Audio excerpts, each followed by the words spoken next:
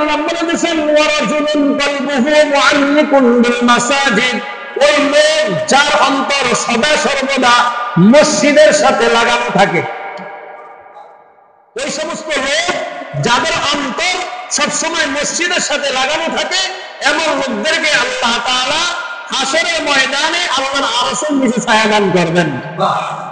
এখন সবসময় মসজিদের মধ্যে অন্তর লাগায় থাকার অর্থটা কি?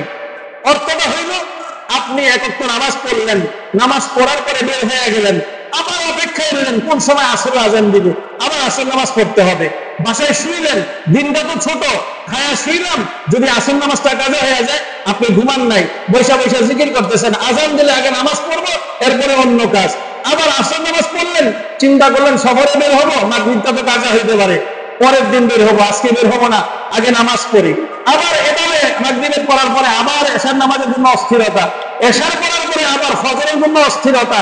এই অস্থিরতা যাদের মধ্যে কাজ করে, এদের ব্যাপারে আল্লাহ রাসূল সাল্লাল্লাহু আলাইহি ওয়াসাল্লাম বলেছেন ওয়া রাজুলুন কলবুহু মুআল্লিকুন বিল মাসাজিদ, ওই সমস্ত লোক যাদের অন্তর মসজিদের সাথে লাগানো, তাদেরকে আল্লাহ তাআলা যেই সময় কোনো ছায়া থাকবে না, ওই সময় আল্লাহ তাআলা তার আরশের নিচে ছায়া দান করবেন।